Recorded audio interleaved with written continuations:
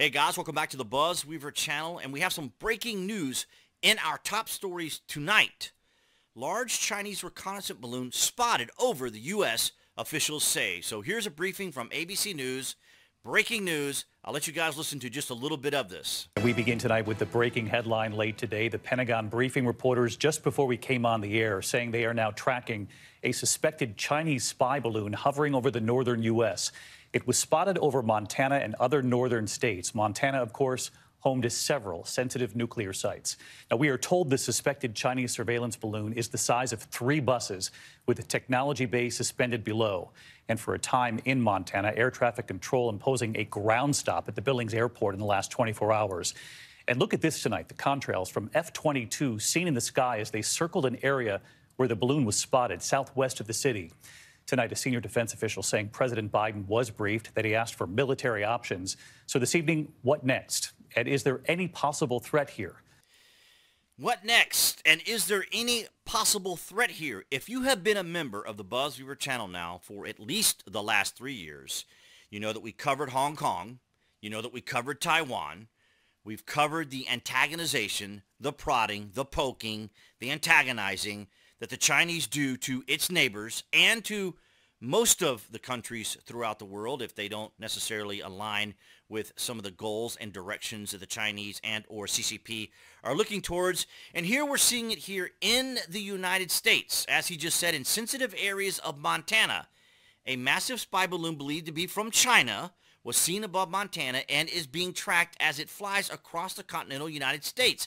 It's here, flying over our country, and you saw what he said in his report, that American officials and the military are keeping an eye on it.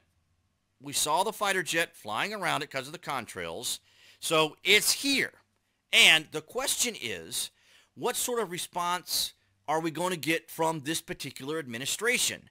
Now, as he said, it's quite large, the size of several buses, so it's not like you're just going to shoot it down. And these are all things the Chinese think about, because we have known for quite some time, even last year in June, Taiwan scrambles jets to warn away Chinese planes in its air defense zone. The Chinese continue to prod like this. The Russians do the same thing.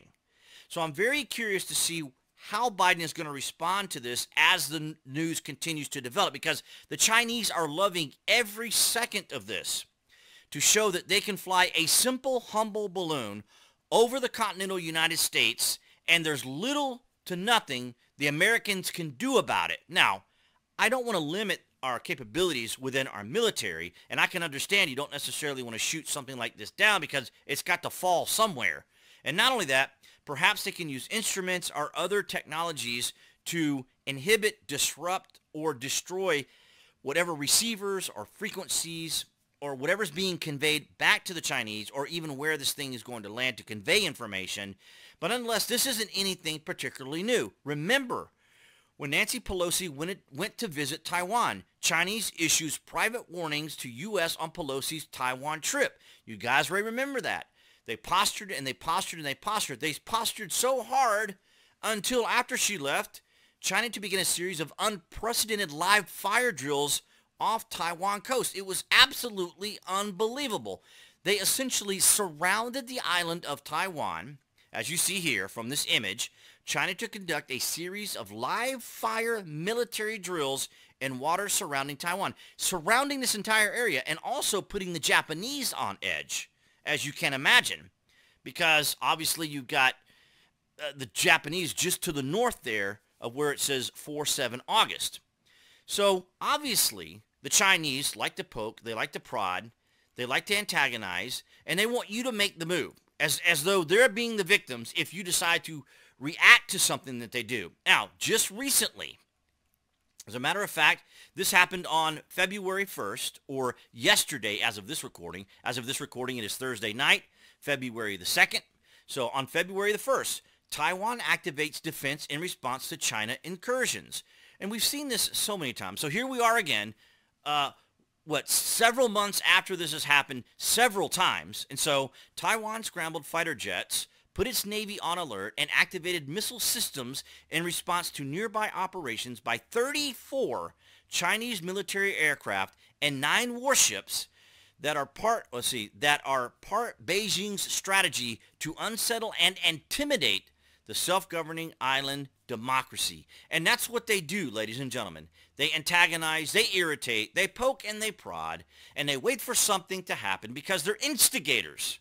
They're not going to go out and just attack, say, for example, like the Russians did in Ukraine. No, the Chinese are a little more subtle than that because, of course, they have their cultural ideology and philosophy of face. So as long as they're not being directly affected by something, they aren't necessarily going to expose themselves as being directly affected or antagonized. They're going to do the antagonizing, and they're going to do the prodding, and they're going to provoke you to take action so that they can be perceived as the victim. It's absolutely absurd. Now, as he mentions in this report, it flew over sensitive areas of the United States, in Montana there, in Montana. So it's fascinating to see how this administration is going to handle this type of international incident. And we've already seen what happened in Afghanistan, the atrocious, deadly, disgusting behavior of this administration when we saw what happened in Afghanistan, not to mention the current situation that's going on with our economy as the Fed raised interest rates today. And now we have a Chinese spy balloon flying over our country, collecting information. Now, of course, we can chide and we can joke a little bit tongue-in-cheek to say they can do just as well with TikTok to gather information about U.S. behavior. But this is flying over sensitive areas of the United States, sensitive military areas over the United States. I'm curious where the balloon originated from, because we know that the Chinese have been buying land here in the United States near facilities, near military facilities. And so I'm curious if this balloon wasn't inflated here and then sent off here in the States, as opposed to having flown from, say, a particular direction from China, for example, because it's still a great distance from the actual landmass of China, unless they went, above the earth there and just flew it over in that direction. But it's just absolutely extraordinary. I'm going to keep everyone up to date on this as we learn more information. Now, this is just happening, so I don't have that much information outside of what they're saying here on ABC News and other agencies that I followed. But nonetheless, I find this absolutely fascinating that now the Chinese are antagonizing us like they do Taiwan, like they do aspects of Japan as well. It's absolutely extraordinary in the heightened state that we're in. As our adversaries see this administration continuing to fail, continuing to dismantle our country piece by piece, this may be their opportunity to try to do something. Now, China has its own problems. Russia has its own problems.